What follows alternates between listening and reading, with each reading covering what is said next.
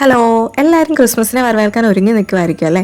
അതിനിടയ്ക്ക് ഞാനും ഒരു ചെറിയ റെസിപ്പി ആയിട്ട് വന്നിട്ടുണ്ട് കേട്ടോ. നമുക്കിന്ന് ചിക്കൻ സ്റ്റൂ ഉണ്ടാക്കാമെന്ന് വിചാരിച്ചേ.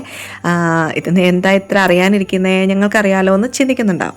എന്നാലും നമ്മുടെ ഒരു യൂട്യൂബ് ചേട്ടൻ പറയില്ലേ, നിങ്ങൾക്കറിയാം എന്നാലും ഞാനും കൂടെ പറഞ്ഞുതരാമെന്ന്, ആ ഒരു രീതിയിൽ എൻ്റെ ഒരു റെസിപ്പി ഞാനും കൂടെ പറഞ്ഞുതരാം കേട്ടോ.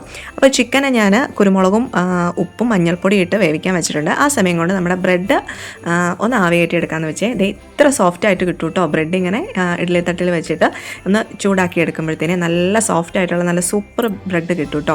രാവിലെ കറി വെച്ചത് ഗ്രാൻഡ്, പക്ഷേ കഴിക്കാൻ അതിൻ്റെ കൂടെ ഒന്നുമില്ല എന്നൊക്കെ ആലോചിച്ചിരിക്കുന്നുണ്ടെങ്കിലേ ബ്രെഡ് ഉണ്ടെങ്കിൽ ഇത് ഈ രീതി ഒന്ന് പരീക്ഷിച്ച് നോക്കാവുന്നതാണ് കേട്ടോ. സൂപ്പർ എന്ന് പറഞ്ഞിട്ടുണ്ട്. കുക്കറിൽ 3 വിസിലടുപ്പിച്ച് എൻ്റെ ചിക്കൻ ഇവിടെ വെന്ത് വന്നിട്ടുണ്ട്. നന്നായിട്ടൊന്ന് വേവിച്ചെടുക്കുന്നുണ്ട് കേട്ടോ. വെന്തുടഞ്ഞു പോകല്ല, നന്നായിട്ടൊന്ന് വേവിച്ചെടുക്കുന്നുണ്ട്. എന്നിട്ട് ഞാൻ അത് മാറ്റി വെച്ചിട്ട് ഒരു പാൻ എടുത്ത് അതിലേക്ക് എണ്ണ ഒഴിച്ചിട്ട് സ്പൈസസ് എല്ലാം ഇട്ട് കൊടുത്തു. അതിൻ്റെ കൂടെ കുറച്ച് കാഷ്യൂനട്ടും കൂടെ ഇട്ട് കൊടുത്തു കേട്ടോ. പിന്നെ ഞാൻ എടുത്തിരിക്കുന്നത് വെളുത്തുള്ളി, സവോള, ഇഞ്ചി, പച്ചമുളക്, പിന്നെ കറിവേപ്പിലയാണ്. ഈ കുഞ്ഞ് കറിവേപ്പില ഞങ്ങളുടെ മുറ്റത്തുണ്ടായതാണ് കേട്ടോ. അതിൽ നിന്ന് ഇത്ര ആകുമ്പോഴത്തേനും ഞാൻ കിള്ളി എടുക്കുവേ. പിന്നെ ഒരു പച്ചമുളകാണ് കേട്ടോ എടുത്തിട്ടുള്ളത്. 4ആയിട്ടൊന്ന് കീറി എടുത്തു. നമ്മൾ കുരുമുളക് പൊടി ഇടുന്നതല്ലേ, അതുകൊണ്ട് ഒത്തിരി എരിവ് നിൽക്കണ്ടെന്ന് ഓർത്തോണ്ടാണ്.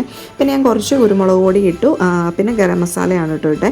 പിന്നെ ഇതേ നമ്മുടെ ചിക്കനിൽ നമ്മൾ വെള്ളമായെന്ന് പേടിക്കരുത്, കാരണം നമ്മുടെ കറി ഒന്ന് കുറുകി വരും കേട്ടോ. തേങ്ങാപ്പാലൊക്കെ ഒഴിച്ച് കഴിയുമ്പം നമ്മൾ വാങ്ങി വെച്ച് കഴിയുമ്പോൾ കറി ഒന്ന് കുറുകി വരും. അപ്പം എല്ലാം സെറ്റായിക്കോളൂ കേട്ടോ. എനിക്ക് അനുഭവം ഉള്ളതുകൊണ്ട് പറയുന്നതാണ്. മിക്സിയിൽ അരച്ചാണ് കേട്ടോ ചേർത്ത് കൊടുത്തത്. പിന്നെ തേങ്ങാപ്പാൽ ഞാൻ ചേർത്ത് കൊടുക്കുന്നത് നല്ല കുറുകിയ തേങ്ങാപ്പാലാണ്.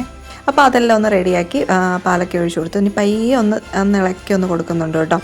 എല്ലാം കൂടെ ഒന്ന് മിക്സ് ചെയ്ത് ഒന്നാക്കി കൊടുക്കുന്നുണ്ട്. അത് കഴിയുമ്പോഴത്തേനും സ്റ്റവ് ഓഫ് ചെയ്യാണ് കേട്ടോ ചെയ്യുന്നത്. ഇത് ഇത്രയേ ഉള്ളൂ, നമ്മുടെ സ്റ്റൂവിൻ്റെ പരിപാടി കഴിഞ്ഞു. പിന്നെ ഞാൻ ഇതിലേക്ക് ഉരുളക്കിഴങ്ങും ക്യാരറ്റും ഒന്നും ചേർത്തിട്ടില്ല. വേറൊന്നും അല്ല, എൻ്റെ കയ്യിൽ ഇല്ലായിരുന്നു കേട്ടോ, അത് തന്നെ സംഭവം. അപ്പം അതും കൂടെയൊക്കെ ചേർത്തിട്ടുണ്ടായിരുന്നു. ഈ കറിയും ഇച്ചിരിയും കൂടെ ഗ്രാൻഡായിട്ട് ഇരുന്നേനെ, കാണാനും ഒരു ഭംഗിയൊക്കെ ഉണ്ടായിരുന്നേനെ കേട്ടോ. അപ്പോൾ ഇതാണ് ഞങ്ങളുടെ ഇന്നത്തെ ബ്രേക്ക്ഫാസ്റ്റ്. നല്ല അടിപൊളി ഗ്രാൻഡായിട്ടുള്ളൊരു ബ്രേക്ക്ഫാസ്റ്റ് അല്ലേ.